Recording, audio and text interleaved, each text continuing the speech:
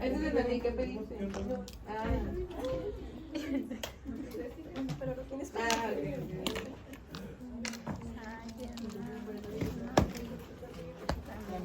Y yo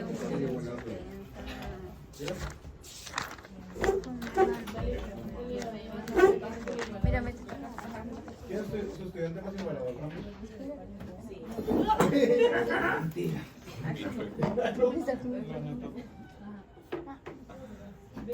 No eran míos, los usamos. son tus.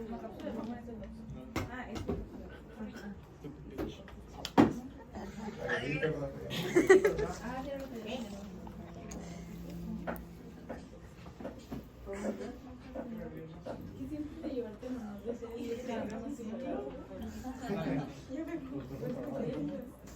Eso creo que la verdad hemos trabajado demasiado por esto. Porque mi amiga está vendiendo para. No ha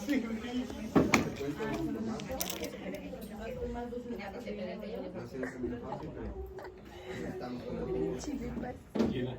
cumpliendo objetivos.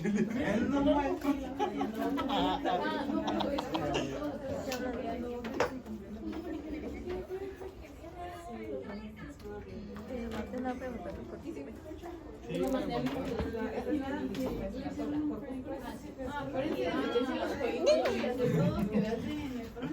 ¿Ya desayunó? ay, no sé. Es que tienen que comer. ¿Por qué? ¿Y qué va a desayunar? Todavía que quiero. ¿Qué va a desayunar? ¿O trae desayuno? No mames. A mí me gusta mucho eso. Y tampoco he desayunado.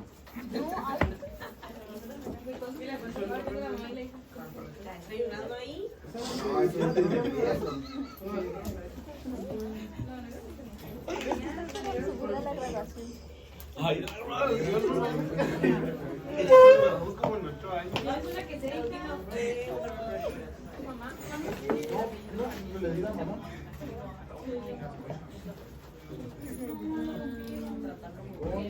¿Quién está dando mis datos? No te enamores a la vez. Ay, ya sé.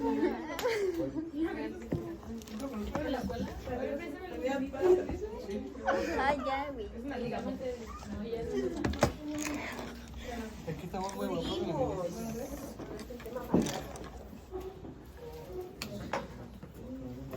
Ok, la siguiente nefropatía que es también primaria es la nefropatía por IgA. ¿Okay? También se le llama enfermedad de Berger, es lo mismo, ¿ok? Enfermedad de Berger, nefropatía por IgA es lo mismo, es la misma enfermedad.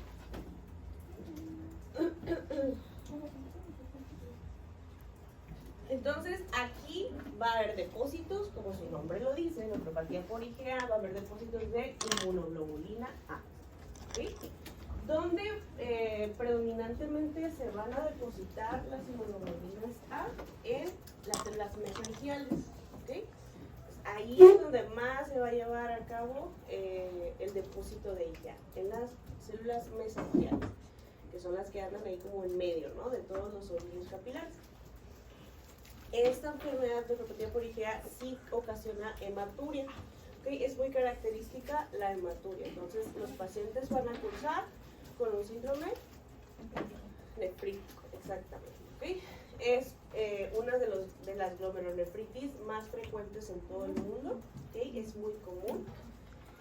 Aquí hay proteinuria leve, ¿okay? Porque es un síndrome nefrítico, la proteinuria está en rango no nefrótico, hay hematuria. Puede llegar a desarrollar nefrótico, sí, pero su principal presentación es con nefritis, ¿okay? Algo que es un antecedente muy común para desarrollar nefropatía por IgA es la púrpura de Schneur-Schönlein, ¿okay? Esta enfermedad por IgA es común en los niños también, y casi siempre también van a tener un antecedente de una infección, ya sea de vía respiratoria o también enfermedad gastrointestinal, digestiva, porque ahí es donde predominan en ese tipo de mucosas es donde predomina la inmunoglobulina A.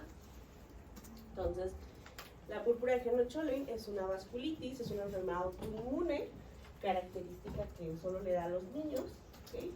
Entre los 5 años más o menos, en esa edad, preescolares más o menos.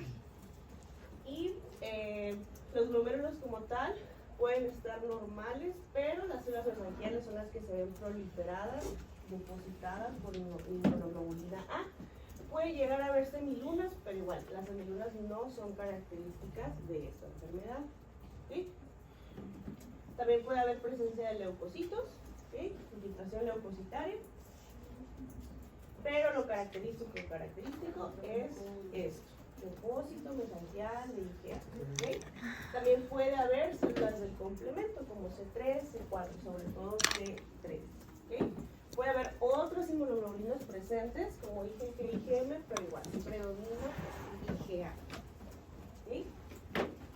Entonces, se va a ver el depósito en las células mesangiales. Recuerden que las células mesangiales son las que están entre los capilares, ¿no? Las que andan ahí en medio, ¿sí? Entonces, ahí es donde se va a ver el depósito entre las células mesangiales de IgA. Igual como es una patología que tiene pues depósitos de inmunocomplejos, todo esto, también hay que hacerle una inmunofluorescencia a estos pacientes. Igualmente vamos a ver cómo pues se pinta, ¿no? Fosforescente en este caso. Marcándonos todos los depósitos en las células mesangiales y la ven se ve ahí súper entre el medio de todos los capilares. Entonces, puede ser también por otras causas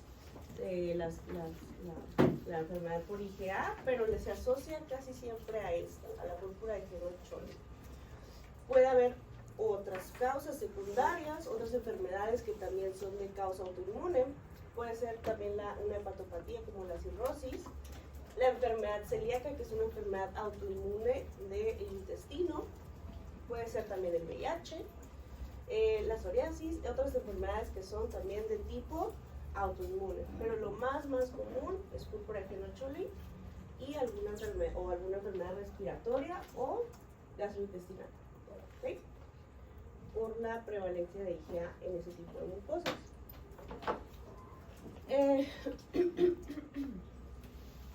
Entonces, también, bueno, lo que dijimos se relaciona mucho también con la enfermedad celíaca, sobre todo si le da a un adulto. ¿Okay? En un niño es más la púrpura, pero en un adulto la enfermedad celíaca, que es más común en un adulto, se relaciona mucho, porque les digo, es una enfermedad gastrointestinal autoinmune. Pero igual, el cuadro clínico va a predominarnos en niños y adultos jóvenes, ¿okay? Que es donde más se va a presentar. Van a presentar, ya dijimos, hematuria, y la vamos a ver hasta macroscópica, y la vamos a ver literal, cuando el paciente orine, sobre todo posterior a una infección de vías respiratorias, digestivas o también puede ser urinaria. Pero lo más común es que sea de vía respiratoria y digestiva. ¿Sí? Una infección, un antecedente va a tener este niño o este adulto joven de una infección de este tipo. ¿Sí? Y les digo que puede ser con proteinuria, pero va a ser leve, algo nefrótico, porque es un síndrome nefrítico. ¿Okay? La hematuria que van a presentar esos pacientes puede remitir a los días por sí sola. ¿Okay? Puede ser que se vaya y regrese. ¿Okay?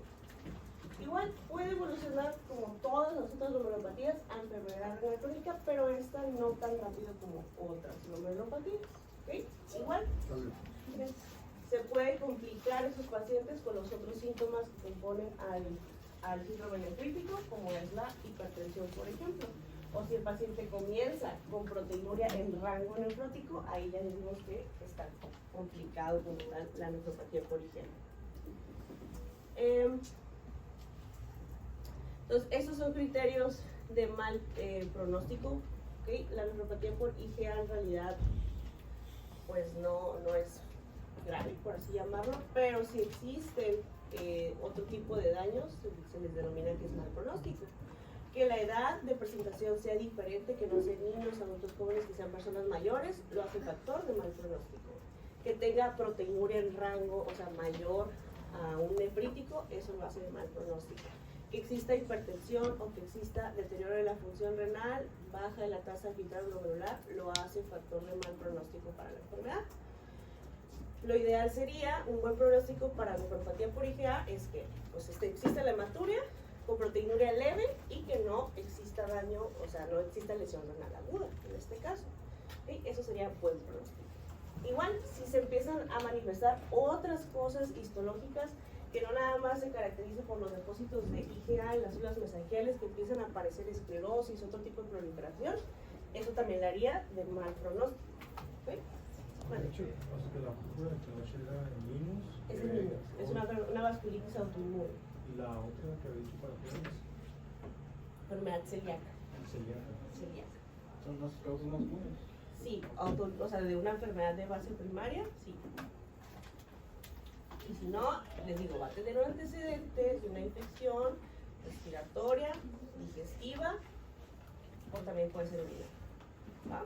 Ese va a ser el antecedente de estas personas, de estos niños adultos jóvenes. Y dijo que te presentaba un nefrítico. Nefrítico. Tienen hematuria macroscópica y proteinuria leve. Y pues puede llegar al edema, obviamente también. Ya si hay hipertensión y si hay deterioro de la función renal, de la tasa de filtrado glomerular, ahí ya se hace de mal pronóstico, pero pues no deja de ser un síndrome nefrítico, porque eso compone el síndrome nefrítico. Entonces, así es como ya dijimos cómo se presenta clínicamente. Hematuria macroscópica con una función renal normal, proteinuria leve, ¿ok?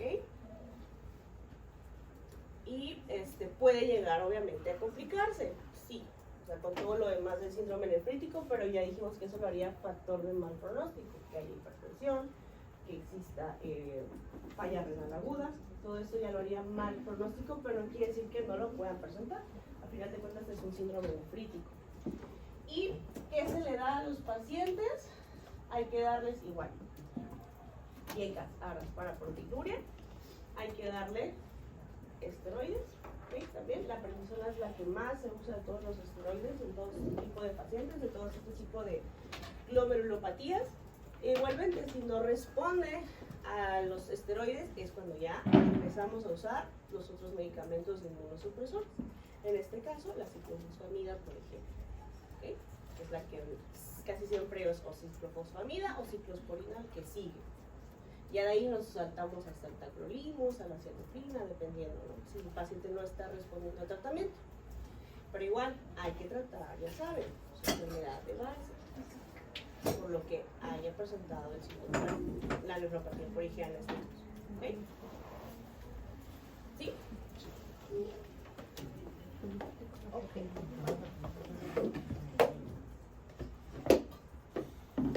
Entonces, ¿cómo se le da? ¿Le da primeramente la prednisona? ¿Mande? Se le da primero la prednisona. Se le va a dar la prednisona. Combinada con el IgA y el... IgA, ARA, si hay edema, le pueden dar diurético, en este caso. ¿La ciclofosfamida por qué? Eso ya si no responde al esteroide. Ah, ¿Sí? Ya se utilizan los inmunosupresores, en este caso.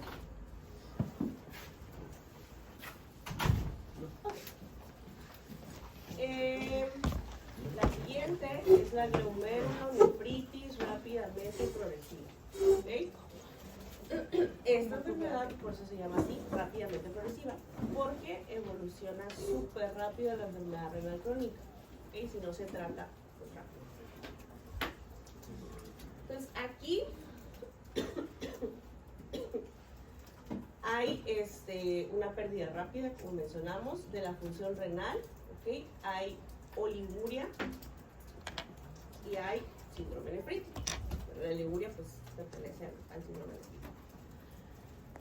Como dice aquí, sin tratamiento, si no se detecta a tiempo, es mortal en semanas o meses. ¿Okay? Evoluciona muy rápido la enfermedad renal crónica y igual a que se muera el paciente. Aquí la característica de la glomerulonefritis rápidamente progresiva, aquí sí son las semilunas, ¿ok? Las semilunas que vamos a observar al momento de hacer la biopsia, en este caso, ¿ok? Entonces, casi todos los glomérulos van a verse afectados por semilunas, ¿ok? ¿Y qué más va a haber? Proliferación de las células epiteliales parietales, ¿ok? Que son las que están, ¿cómo están ellas? Las que están recubriendo todo el glomérulo, ¿ok? Las que sí le dan toda la vueltita, todo el circulito a la cápsula de Bowman. ¿Ok? También puede haber infiltrado de monocitos, de macrófagos, también están presentes. Aquí sí podemos ver, si le hacemos en este caso un ultrasonido al paciente, vamos a ver los riñones agrandados, los vamos a ver morfológicamente afectados. Podemos llegar a ver hasta necrosis, porque evoluciona muy rápidamente esta enfermedad. Puede haber, aparte de proliferación de células epiteliales, puede también haber proliferación de células endoteliales y de células mesangiales. O sea, está afectando prácticamente todo. Por eso es rápidamente progresivo. ¿Sí? Entonces, les digo, lo que la caracteriza y como ustedes lo van a poder identificar son las semilunas. ¿Okay? Las semilunas al momento de ver la biopsia por proliferación de células parietales. Vamos a ver después. Aquí también existen depósitos, ¿ok? Existen depósitos de inmunoglobulinas, aquí también hay. Entonces, este es un glomérulo normal. Y este es un glomérulo con glomerulonefritis rápidamente progresiva. ¿Qué pueden observar? ¿Cómo se ve ahí? ¿Dónde? Está. Ok, pero ¿qué ven? O sea, ¿qué pasó a comparación de aquí? Que tiene que estar así el glomérulo. ¿Qué se está viendo acá? ¿Qué cambió? ¿Mande? No sé si sea correcto decirlo, pero parecía como si estuviera más fibroso. Ok, pero, o sea, esto, donde están todos los ovillos que pues prácticamente recubren todo, todos los capilares, ¿cómo los ven acá? ¿No los ven muy retraídos? Como si los estuvieran empujando, exactamente. O sea, esto que tiene que estar así alrededor de todo el glomérulo está aquí. Este es todo el glomérulo, ¿va? Pero esto que se tiene que ver así bonito en todo, solamente está concentrado aquí. Exacto. ¿Por qué? ¿Qué dijimos que va a proliferar primeramente? Las células parietales. Las células parietales. Entonces, las células parietales que se encuentran aquí, en todo esto alrededor de la cápsula de Bowman, están creciendo y están proliferando y se están llenando también, o sea, están apareciendo monocitos, macrófagos, todos estos pues, leucocitos, ¿no? Al final de cuentas. Entonces, está haciendo que todos los capilares se hagan para acá, se estén como retrayendo. Y todo esto que vemos aquí, esto es la semiluna. Esto. A esto es lo que se le llama semiluna, por la proliferación de las células parietales, infiltración leucocitaria, bueno, de monocitos, ¿ok? Entonces hace que prolifere toda esta zona, retrae todos los capilares y pues esta es la famosa semiluna. ¿Sí? Yo que había otro imagen. Aquí, también. Igual, está pasando exactamente lo mismo. Todos los capilares que deben de estar por aquí todos esparcidos, solamente los vemos concentrados aquí. Entonces, todo esto es pura proliferación de células, bueno, de las células parietales por infiltrado de monocitos macrófagos. Esto es la semiluna. ¿Sí? Más o menos. Sí se ve como una semiluna, ¿no? Es que no mira la superioridad, mira cómo es como luna. La de izquierda está como para abajo, ¿no? Ajá, esto está así. Esa es la semiluna en esta parte. ¿Sí? ¿Sí o no? ¿O no parece? ¿O no parece? Sí, sí parece. Entonces, en esta imagen vemos todo un glomérulo y qué es lo que está pasando. Las células parietales, que son las que se encuentran aquí, empiezan a proliferar, empiezan a infiltrarse macrófagos, monocitos, y hace que esto pues, crezca y esto lo vaya pues, encerrando, contrayendo, acorralando, como lo quieran decir, vean, ¿ok? Y forma la característica de la glomerulitis rápidamente progresiva. Entonces, por esto ocasiona que se deteriore rápidamente la función de la así, esto es la semiluna. Exacto, muy bien.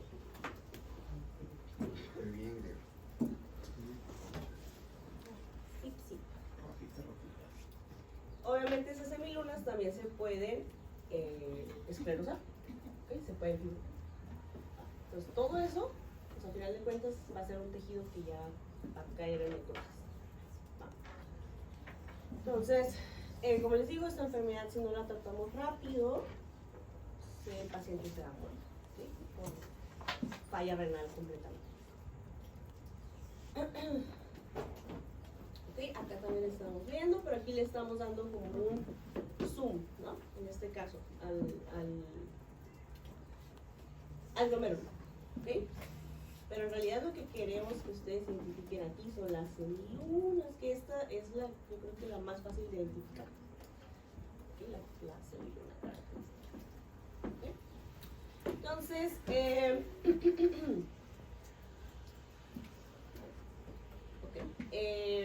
les digo que también existen depósitos de inmunoglobulinas, puede haber depósitos.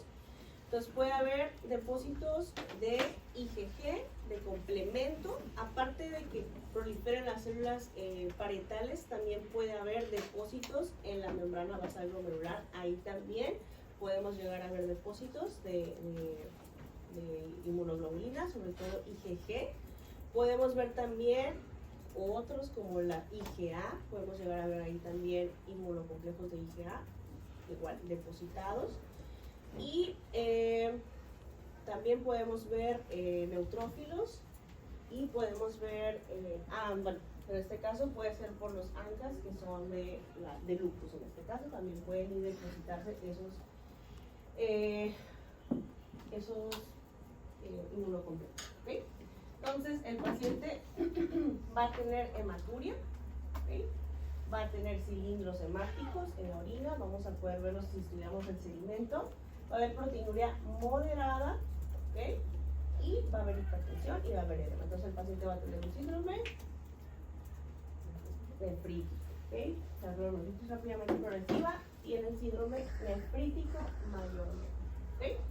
Los pacientes con glomerulitis rápidamente progresiva pueden desarrollar un síndrome que se llama síndrome de Wood-Pasteur, ¿okay? Que se asocia al daño renal con daño pulmonar. Los pacientes comienzan con hemorragia pulmonar en este caso y empiezan con hemoptisis. ¿Okay? Se puede asociar síndrome de Wood-Pasteur con glomerulitis rápidamente progresiva. Los pacientes también van a tener oliguria en este caso y falla renal. ¿Okay? Entonces ellos hay que actuar rápido. Con ellos, si le damos esteroides, muy probablemente no van a responder tan rápido como todas las otras glomerulopatías. En ellos hay que hacer plasmaféresis. ¿Okay? ¿No saben lo que es la plasmaféresis? ¿Sí? Sí, ¿verdad? No. Ok, es como hacerle una diálisis, pero al plasma. Como limpiarlo, exactamente. Hacer como como si fuera una diálisis, pero lo hacemos en el plasma. Y le recambiamos el plasma, porque al final de cuentas, ¿por dónde viajan las inmunoglobulinas y todo? Por la sangre, ¿no? Entonces hay que recambiar el plasma al paciente. ¿Sí?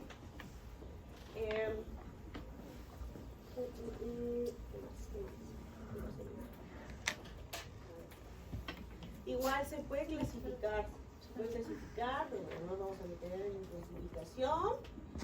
Y estos son también causas que podemos llegar a ver aquí. ¿Sí? causas de enfermedades autoinmunes, sobre todo, que nos pueden llevar a una glomerulonefritis rápidamente progresiva. Como les digo, se asocia mucho al síndrome de Pasteur, que es una enfermedad más pulmonar. También se puede asociar a una infección, como cuál, una infección postestreptocócica, una faringoamigdalitis, por ejemplo.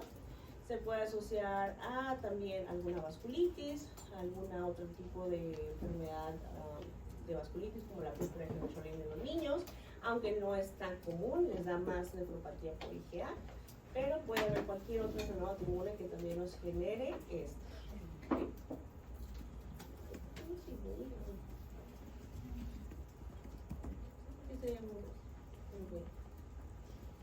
Ok, entonces aquí, ¿qué le vamos a dar de tratamiento al paciente como tal? Sí le vamos a dar al paciente esteroides, le vamos a dar inmunosupresores como el rituximab, pero en realidad lo que necesita el paciente es la plasmaféresis, ¿sí? Pero igual se va a complementar, obviamente, con todo el tratamiento de síndrome nefrítico, esteroides, inmunosupresores, ¿sí? Pues, síndrome nefrítico, corticosteroides, inmunosupresores, como rituximab o ciclofosfamida y plasmaféresis. Aquí es el extra en esta enfermedad. ¿Sí? ¿Sí? ¿Sí? ¿Sí? Sí. Entonces, acuérdense de las semilunas. Esa es la clave de esta. ¿Sí? Tenemos otra, que es la aguda postinfecciosa. Aquí, el cuadro típico es una faringoamigdalitis postestreptocócica. ¿Okay? Entonces, aquí va a haber proliferación, va a haber infiltrado también de leucocitos, ¿okay? Y también va a haber inmunocomplejos circulantes y también va a haber depósitos de estos. Es muy frecuente en el mundo también, así como IgA postinfecciosa también es frecuente, es de las más frecuentes de síndrome nefrítico, pues por la prevalencia que hay de estas enfermedades, ¿no? Enfermedades respiratorias, intestinales, etc., etc. Aquí es aguda, o sea, la aparición de la enfermedad es más rápida que una nefropatía por IgA. Aquí se da la infección de 1 a 4 semanas después de que el paciente se infecta, sobre todo, como les digo, de la faringoamigdalitis postestreptocócica. No es lo único, también puede ser alguna infección en la piel o también puede ser intestinal, pero la intestinal es más de IgA. Y se da en niños igual, los chiquitos de 6 a 10 años, más o menos.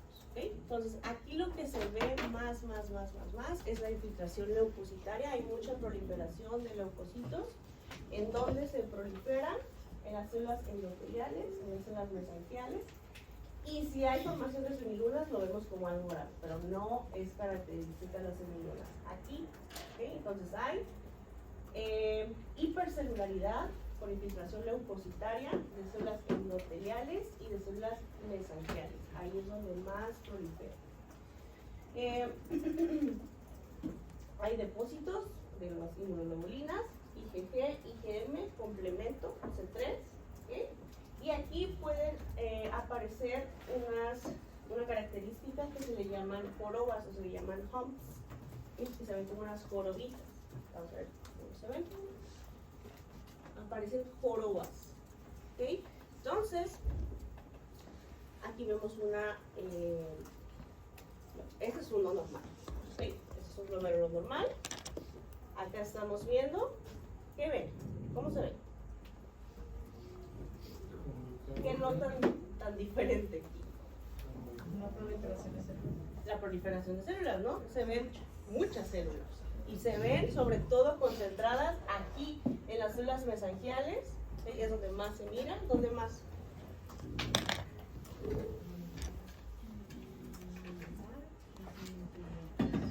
¿Mande?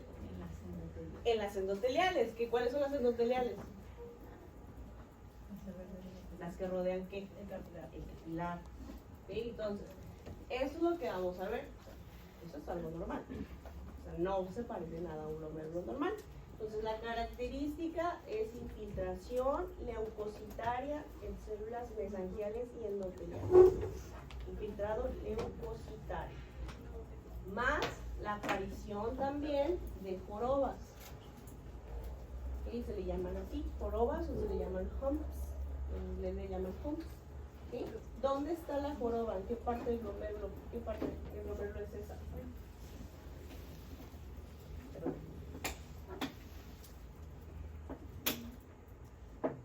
¿Dónde está? Eso es un zoom, pero sí se puede ver.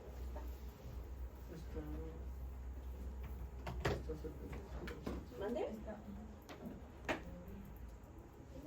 Sí, no está por los podocitos. O sea, están los podocitos. ¿Está por los podocitos? O sea, los que están cerca de él son los podocitos. Ok. Pero pues no sé, no me acuerdo del. Como ¿Estos qué del son? epitelial, capaz. ¿Esos qué son? Son los Los pedícelos, ¿no? pedizos. Pedícelos, exactamente. Entonces está más o menos, está subepitelial, bueno, abajo de las células epiteliales, ¿no? Pues ahí se pueden formar las jorobas. Igual a esos pacientes les hacemos inmunofluorescencia, ¿ok? También, porque también hay depósitos de inmunocomplejo. Entonces, esos son los agentes infecciosos más comunes. Aquí tiene que ser, obviamente, el único antecedente para que lo presente una infección.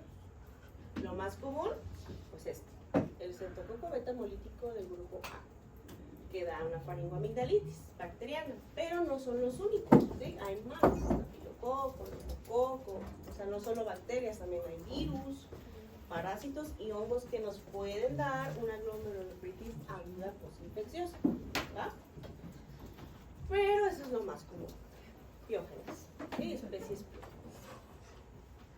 ¿Sí? Entonces, lo característico aquí, infiltrado, leucocitario, de células mesangiales y células endoteliales, jorobas también, subepiteliales.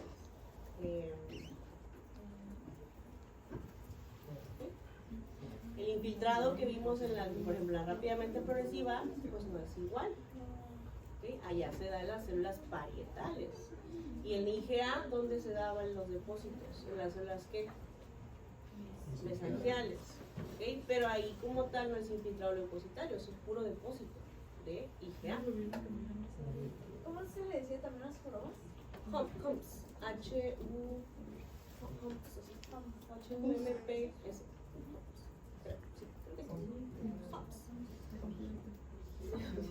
Entonces, nefropatía por IgA, en estas las causas más comunes pues son por infecciones. ¿Sí? Pues aquí es Sí.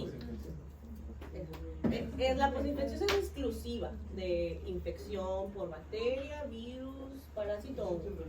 La nefropatía por IgA también puede ser por una causa autoinmune que genere enfermedad en alguno de esos aparatos o sistemas.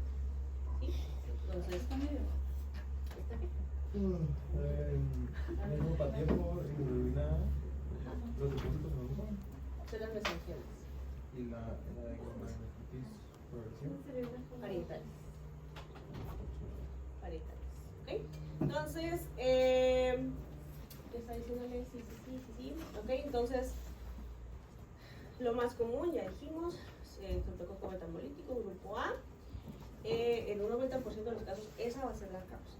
¿Okay? Entonces, es lo que más podemos observar. Igual, aquí el caso clínico que siempre va a haber, casi siempre la aparición del niño, va a ser un niño que va a tener fiebre, que va a tener náuseas, que va a tener oliguria, que va a tener hematuria, que pues es un síndrome nefrítico el que va a desarrollar, y va a ser de inicio brusco la hematuria, que va a aparecer en un periodo de 1, 2, hasta 4 semanas. Es algo agudo, ¿va? Después de que se enfermó el niño, que casi siempre hay una faringoamigdalitis. ¿Ok? Entonces, ese va a ser lo clásico por acá. Entonces, eso es de lo más común en un niño de esta, pero parece que en realidad de nefrótico es cambios mínimos. De niño, hablando de un niño, pues. Igual vamos a ver los cilindros hemáticos, vamos a ver la proteinuria, pero en rango no nefrótico, que es nefrítico, vamos a ver edema, podemos ver hipertensión. Y pues ya, vamos a ver también los depósitos de complemento y de hemoglobinas también presentes, ¿ok? Igual, es fácil que los niños se recuperen de una glomerulopatía aguda postinfecciosa. Se trata la enfermedad de base y los niños van a estar bien, ¿no? Obviamente les damos tratamiento para el síndrome nefrítico y ya, sí se resuelve rápido. Ok, aquí también vemos los que les digo, ¿cómo se llaman? Ay, se me fue el nombre. Que les acabo de decir, las jorobas, los Doctor, humps. ¿la joroba en qué parte está? Pueden hacerse subepiteliales o entre los podocitos, por ahí, ¿ok? Entre los pedícelos, ¿ok? Subepitelial, por ahí. Ahí se hacen los humps, que también algunas veces les llaman spikes. Tienen varios nombres. ¿Qué más? Entonces, aquí el tratamiento para estos pacientes sería... ¿Cuál sería? Primero para la Ajá, que eso va a ser lo más común que van a tener, que no se trató muy probablemente. Bueno, después el síndrome nefrítico, ¿no? Nos interesa tratarlo. ¿Cómo tratábamos el nefrítico? Corticosteroides y ¿qué más le dábamos? Para la hipertensión, ajá, para la hipertensión, puede cursar por hipertensión, ¿qué más? Y ya, ¿no? Eso es lo que vamos a dar a los pacientes. Aquí, bueno, estamos hablando de qué le vamos a pedir extra, qué le pediríamos, aparte de, ¿saben? Pedirle un ego, pedirle una química sanguínea, pedirle una VH al paciente. Algo importante para pedirle sería un cultivo. Un cultivo a esos pacientes porque la causa más común es la faringoamigdalitis, entonces hay que pedirle un cultivo a estos pacientes, ¿va? Tratamiento, pues ya, como ya mencionamos, hay que dar diurético para edema, hay que dar antihipertensivos y hay que dar esteroides, ¿va? Y el tratamiento para la enfermedad de base, es lo que vamos a dar. Y ya. Todas esas son algunas de las que vimos. Vimos postinfecciosa, vimos membranosa, cambios mínimos, focal y segmentaria, membrana proliferativa. Y aquí es una tablita base, una tablita clave, resumida, de que viene en su libro, de con qué presentación clínica no es frecuente, o sea, si cursa más con nefrítico o con nefrótico, ¿okay? Y dónde vemos, o sea, qué es la afectación, lo que más nos importa. Lo que nos importa de estas enfermedades, que reconozcan, las causas casi son las mismas en todas, pero que sí reconozcan si va a ir con nefrítico o nefrótico y que vamos a ver en la biopsia. ¿Dónde afecta? ¿Qué capa del glomérulo? Eso es lo que más me interesa. Fíjense, perdón, el tratamiento en realidad es igual en todo. Eso es lo que me importa, que se aprendan y que aprendan a verlo en una imagen. ¿Qué tratamiento era para la Pues tratar la faringoamigdalitis, si es el caso, primero. Y luego el nefrítico con diuréticos, con aras, bueno, con yetas y esteroides. ¿Es lo mismo? ¿Lo mismo? ¿Ok? Que son algunas de las que vimos, creo que vienen la mayoría. ¿Ok?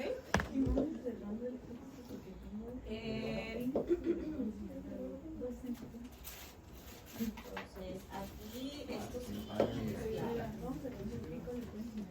Vean, aquí está, por ejemplo, importante de posinfecciosa.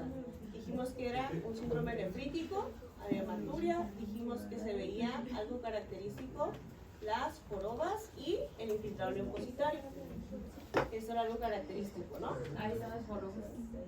Ahí dice jorobas subepiteliales. ¿Qué más? Dijimos en la, por ejemplo, enfermedad de cambios mínimos, que lo más común es que sea en niños, síndrome nefrótico, y ¿qué es lo que se afecta?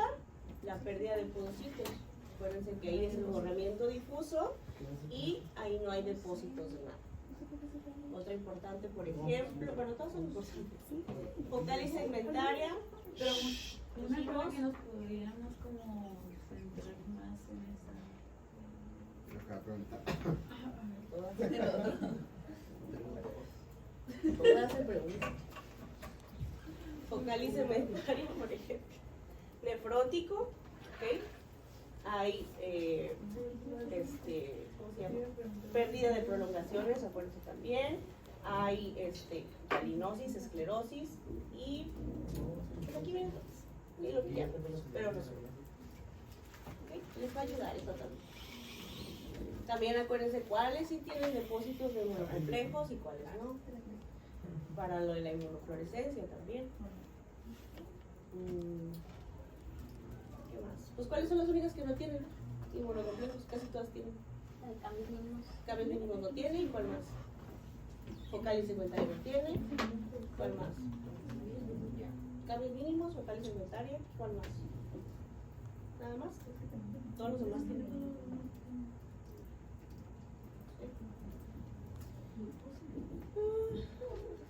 Bien.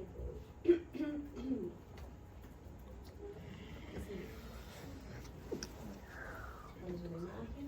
No, se la pasé en la masa. Donde dice que hay la patología. Yo creo que saca el También, sí, Ustedes me citan. A ver, ¿qué más, chicos? ¿Sí queda claro esto o no? Yo creo que sí. ¿Creen que sí o no? Pero es que nada más como característica de ver si es nefrótico o nefrítico, que tiene, por ejemplo, si tiene infiltración de, por ejemplo, de lo verde. ¿De qué? No, esos son depósitos de Es monocomplejo, ahí, ok. Si tiene hiperproliferación de ¿qué y dónde, no? ¿Qué y dónde? Se van a reparar. El tratamiento igual casi como, nada más dependerá si es nefrótico o crítico. ¿Qué más? Por ejemplo, ¿qué tipo de pacientes en niños o en jóvenes o adultos? Ok. Y pues más que nada las características de la biopsia.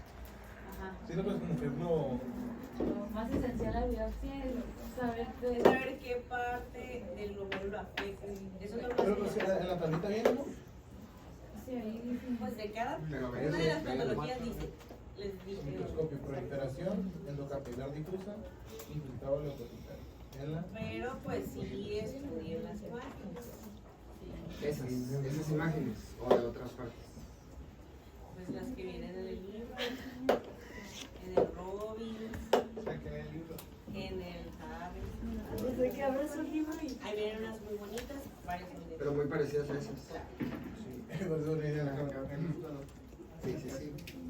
No, de hecho yo vi la página ¿Qué más? ¿Qué más? 352. Ahorita está hablando aquí. Es que yo, ¿tú qué edición tienes? Te dije que se iba a reparar. Yo tengo la más pasada de lanza. Pero ya se acabó.